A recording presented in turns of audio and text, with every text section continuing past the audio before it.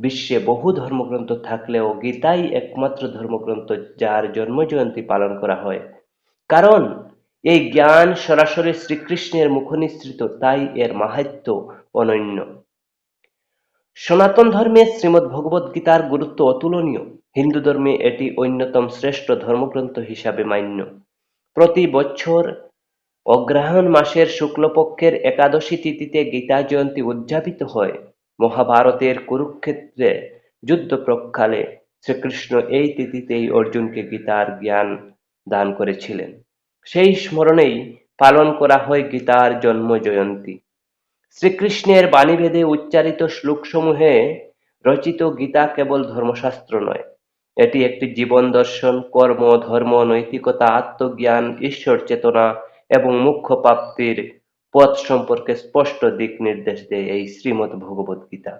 গীতা পাঠে মন স্থির হয়, আস্থা এবং সাহস বাড়ে এবং কর্তব্য পালনে মানুষ দৃঢ় হয়। ৭০০ শ্লোক এবং ১৮ অধ্যায়ে সংকলিত শ্রীমদ্ভগবদ্গীতা কলিযুগে সঠিক পথের দিশা দেখায়। জীবনের সংকট, দুঃখ, কষ্ট, কর্মক্ষেত্রের বাধা, সব সমস্যার সমাধানের উপদেশ রয়েছে এই একই গ্রন্থেই। পুরাণে বর্ণিত আছে, মহাভারত যুদ্ধের আগের সেই শুভ একাদশী তিথিতেই কৃষ্ণ অর্জুনকে উপদেশ দেন। তাই প্রতি বছর এই তিথিতে কৃষ্ণ, বেদব্যাস ও শ্রীমদ্ ভগবদ গীতার পূজা হয়। এই দিনটিকে মোক্ষদা একাদশী বলা হয়, কারণ এদিন উপবাস, গীতা পাঠ, বিষ্ণু পূজায় বিশেষ ফল লাভ হয় বলে বিশ্বাস করা হয়।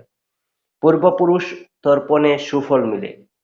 গীতার শিক্ষা অনুসরণ করলে জীবনে সাফল্য, শান্তি, অগ্রগতি আসে, এটাই শাস্ত্র বক্তব্য। গীতার অমূল্য উপদেশ আমরা জানবো এবারে। মন নিয়ন্ত্রণ। সমস্যায় হতবিহ্বল না হয়ে শান্ত মন নিয়ে পরিস্থিতি মোকাবিলা করতে বলেছেন ভগবান শ্রীকৃষ্ণ।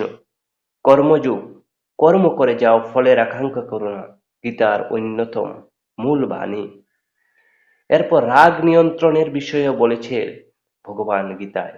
ক্রোধ জীবনের অগ্রগতির প্রধান বাধা, তাই রাগ দমন করে স্থিরচিত্ত থাকার পরামর্শ দিয়েছেন কৃষ্ণ।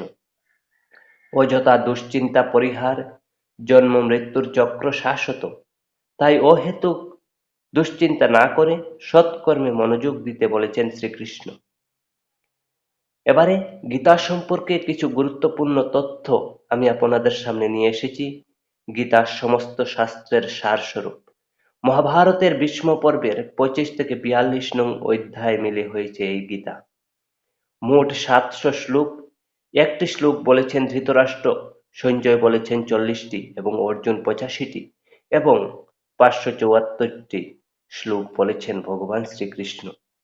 প্রথম ৬টি অধ্যায়কে বলা হয় কর্মযোগ, মাঝের ৬টি অধ্যায়কে বলা হয় ভক্তিযোগ এবং শেষ ৬টি অধ্যায়কে বলা হয় জ্ঞানযোগ। গীতা পড়লে জানা যায় ঈশ্বর, জীব, প্রকৃতি, কাল ও কর্ম সম্পর্কে। গীতার জ্ঞান বলা হয়েছিল বহু লক্ষ বছর আগে। কালের পরিবর্তনে হারিয়ে গেলে কৃষ্ণ তা আবার অর্জুনকে বললেন। এটি আমরা পেয়েছি শ্রীমদ্ ভগবদ গীতার ৪র্থ অধ্যায়ে।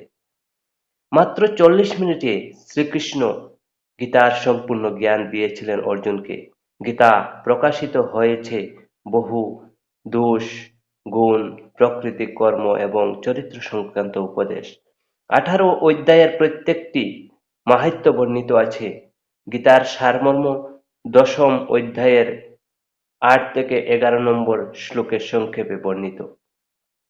এছাড়াও এই শ্রীমদ্ ভগবদ গীতায় ৩টি গুণ, ৩টি দুঃখ, ৬টি শত্রু এবং ৩ প্রকার জীব, ৩ প্রকার খাদ্য এবং ৯টি ব্রাহ্মণের প্রধান গুণ এবং ৭ গুণ ক্ষত্রিয়ের, ৩ গুণ বৈশ্যের, এই সমস্ত বিশেষ কিছু জিনিস উল্লেখ আছে।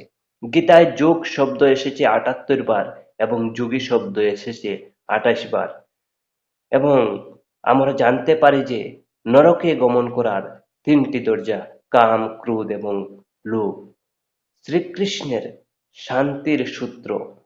তিনি সকল যজ্ঞ তপস্যার ভোক্তা, সকল লোকের ঈশ্বর এবং সকল জীবের হিতাকাঙ্ক্ষী। তো সবাইকে নমস্কার জানিয়ে আজকের ভিডিওটি এখানেই সমাপ্ত করলাম। তো যদি ভিডিওটি ভালো লাগে তাহলে অবশ্যই চ্যানেলটি সাবস্ক্রাইব করে রাখবেন। হরে কৃষ্ণ, সবাইকে নমস্কার।